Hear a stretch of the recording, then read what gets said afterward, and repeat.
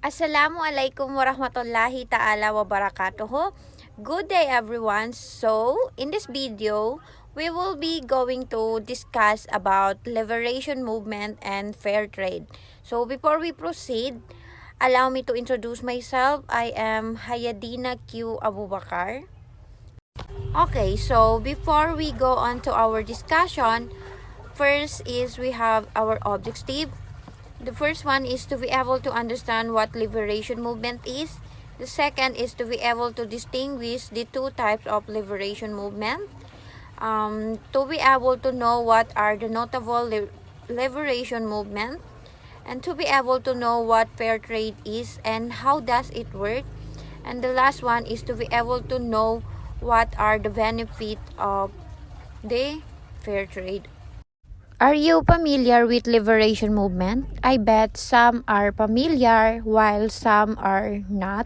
Liberation movement is a type of social movement that seeks territorial independence or enhanced political or cultural autonomy or rights of various types within an existing nation state for particular national, ethnic, or racial group. So, etong liberation movement is organization or political movement leading a rebellion or a non-violent social movement against a colonial power or national government. So, kadalasan is ang aim nila or ang purpose nila is they seek independence. Pinaglalaban nila yung mga karapatan ng bawat uri or bawat isa sa loob ng isang bansa. Yung term na liberation movement is na-extend at na-adapt siya ng iba't ibang klase ng mga grupo. Like for instance, ang women or ang grupo ng gays and lesbians, mga ganyan. Also, there are two types of liberation movement, which are the civic nationalism and the ethnic nationalism. So, civic nationalism, also known as liberal nationalism, is a form of nationalism identified by political philosophers who believe in an inclusive form of nationalism that adhere to traditional liberal values of freedom, tolerance, equality, individual rights, and has no ethnocentrism.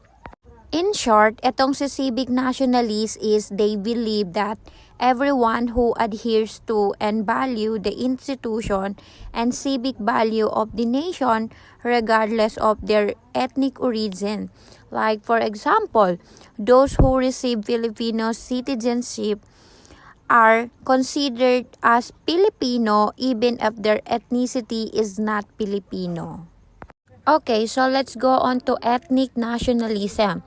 So ethnic nationalism, also known as ethno-nationalism, is a form of nationalism wherein the nation and nationality are defined in terms of ethnicity, with emphasis on ethnocentric approach to various political issues related to the national affirmation of a particular ethnic group. Or in a simple terms, etong si ethnic nationalism is pinanghahawakan nila na ang nation is defined by common ancestry, language, and beliefs. So, ethnic nationalism is based siya sa idea na ang ethnic groups have the right to the self-determination. Okay, so let's go on to the notable liberation movement.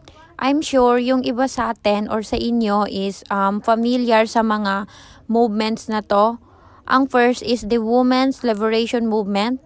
The second is the Gay Liberation Movement. And yung mga movement na nangyari sa Pilipinas is the MNLF or the Moro National Liberation Front.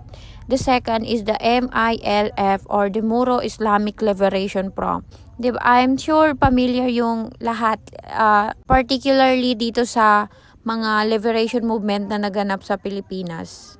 Etong Women's Liberation Movement or Women Right Movement is dahil sa movement na to is na-achieve ng mga kababaihan ang equal rights, ang equal treatment, and nag-result din ito ng awareness about sa issues ng mga kababaihan and political reform. And itong gay liberation movement, so grupo siya ng mga gays na pinaglalaban nila yung mga rights nila and para hindi sila ma-discriminate ng ibang gender. So ang goal ng gay liberation movement is para ma-increase yung legal rights and LGBT people and para na din tanggapin sila ng lipunan. Etong MNLF or the Moro National Liberation Front, so dito na nag-start yung ARM or the Autonomous Region of Muslim Mindanao. So etong organization ng MNLF is nagkaroon ng agreement with Philippines government.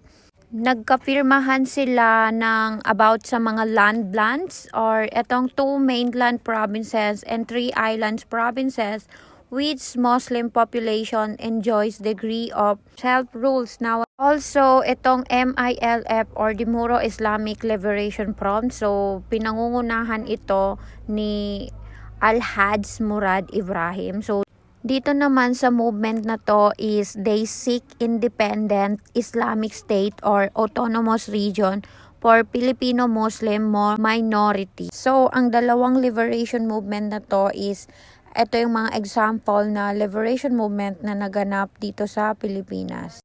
Yes, so let's proceed to fair trade. What is fair trade? So fair trade, also known as trade show, trade exhibition, trade exposition, is a global movement advocating that manufacturers and producers promote fair price, better wages, sustainable development, and sustainable livelihood for farmers and workers in developing countries, particularly in Latin America, Africa, and other parts of the Global South.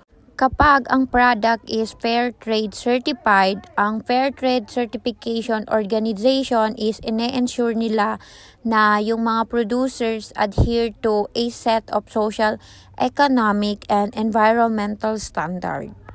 Basta ang main purpose ni fair trade is para magkaroon yung mga farmers and workers ng patas na mga presyo sa kanilang mga products. What product are fair trade? So yung mga coffee is one of the most common products associated with fair trade, but others include like flowers, chocolate, sugar, herbs, honey, fruit juice, tea, wine, cotton, and even some sport balls is yan yung mga associated sa fair trade product. And how does fair trade works? So, etong si fair trade movement is, ang aim nila is matiyak o masigurado na yung mga farmers and workers ay sapat na mabayaran para sa kanilang mga produkto. So, ang certification process is meron siyang 4 stages, which are the formation cooperatives, third-party audit, certification, and the pricing. Also, there are 5 benefits of fair trade.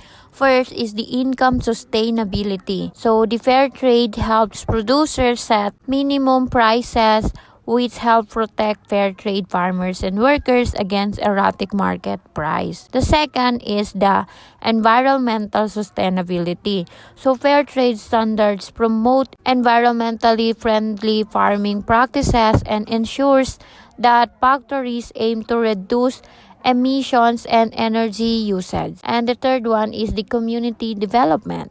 Ang extra money earned from fair trade minimum is deposited into bank account managed collectively by the local group of fair trade farmer and the workers. And the number 4 is the self-working condition. All fair trade farmers and workers benefit from regulated work hours and policy prohibiting discrimination, child labor, and slave labor. And the last one is the principle-based purchasing. So, consumers who care about economic, environmental, and social effect of their purchases can look for the fair trade level when shopping and know that they are helping contribute to a better world. That will be all. I think this ends our discussion. If you have questions and clarification, please do comment or don't hesitate to comment para masagot natin yung mga questions nyo. And that's all. Thank you!